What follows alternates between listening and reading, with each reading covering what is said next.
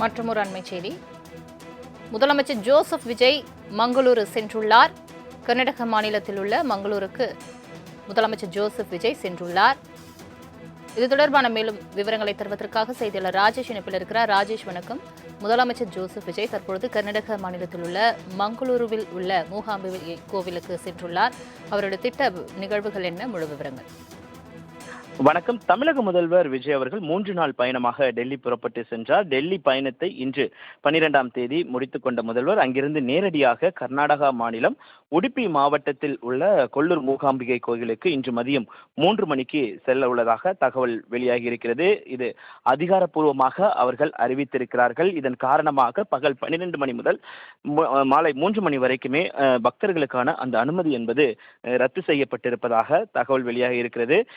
பெங்களூரில் இருந்து கிட்டத்தட்ட 458 கிலோமீட்டர் தொலைவில் இருக்கக்கூடிய இந்த கோயில் மிகவும் சக்தி வாய்ந்த கோயிலாக பார்க்கப்படுகிறது. இங்கு மூகாம்பிகை சிவசக்தி சொரூபத்தில் காட்சி அளிப்பதாகவும் அதே நேரத்தில் மிகவும் பிரசித்தி பெற்ற ஒரு கோயிலாக பார்க்கப்படுகிறது. முன்னாள் முதலமைச்சர் எம்ஜிஆர், அதே போல ஜெயலலிதா போன்றவர்கள்லாம் இந்த கோயிலுக்கு நேரடியாக சென்று வழிபட்டிருக்கிறார்கள். தங்களுக்கு இருக்கக்கூடிய இன்னல்கள் தீமைகள் விலக வேண்டும் என்பதற்காக இந்த கோயிலுக்கு அவர்கள் செல்வது வழக்கமாக ஒன்று.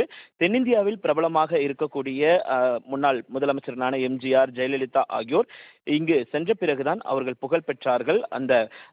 இந்த கோயிலினுடைய பக்தர்கள் என்பதில் அவர்களும் அடங்குவார்கள். கர்நாடகா மற்றும் அண்டை மாநிலங்களை சேர்ந்த பல அரசியல்வாதிகளும் தங்கள் தொழில் வாழ்க்கையில் முக்கிய காலகட்டங்களில் இந்த ஆலயத்திற்கு வருகை தருவார்கள். குறிப்பாக கன்னட திரையுலகை சேர்ந்த ரிஷப் ரெட்டி, துனியா விஜய் மற்றும் ஸ்ருதி ஹரிஹரன் உள்ளிட்ட நடிகர்களும் இந்த கோயிலுக்கு சென்று தங்களுடைய பிரார்த்தனையை செய்வது வழக்கமான ஒன்று.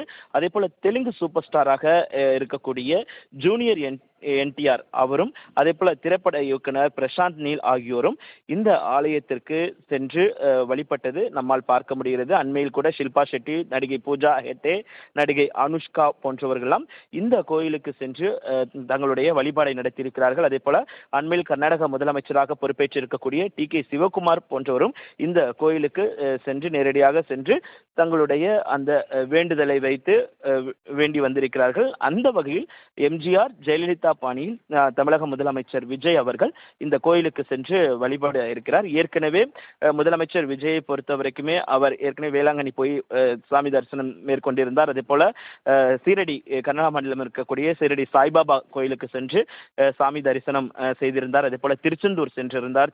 திருச்செந்தூர் முருகன் கோயிலுக்கு சென்று சாமி தரிசனம் செய்திருந்தார். இப்படியாக அவர் தொடர்ச்சியாக இந்த வழிபாட்டு முறையை பின்பற்றக்கூடியதை நம்மால் பார்க்க முடிகிறது.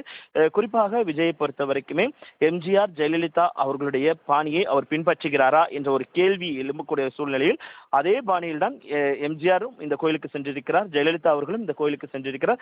அண்மையில் கூட சசிகலா கூட நேரடியாக சென்று இந்த கோயிலில் தன்னுடைய பிரார்த்தனையை வைத்து வந்ததாகலாம் கூறப்பட்டது. இப்படியாக ஒரு மிகப்பெரிய ஒரு அதிசயமான ஒரு கோயில், சக்தி வாய்ந்த ஒரு கோயிலாக பார்க்கப்படக்கூடிய சூழலில் முதலமைச்சர் விஜய் அவர்கள் நேரடியாக சென்று அங்கு வழிபாடு செய்ய இருக்கிறார். இதற்காக அங்கு பாதுகாப்பு பலப்படுத்தப்பட்டிருக்கிறது. கோயில் முழுவதுமே காவல்துறையினருடைய அந்த கட்டுப்பாட்டுக்குள் கொண்டு வரப்பட்டிருக்கிறது. பக்தர்களுக்கு பகல் 12 மணி முதல் மாலை 3 மணி வரைக்கும் அனுமதி இல்லை என்ற தகவலும் வெளியாகி இருக்கிறது.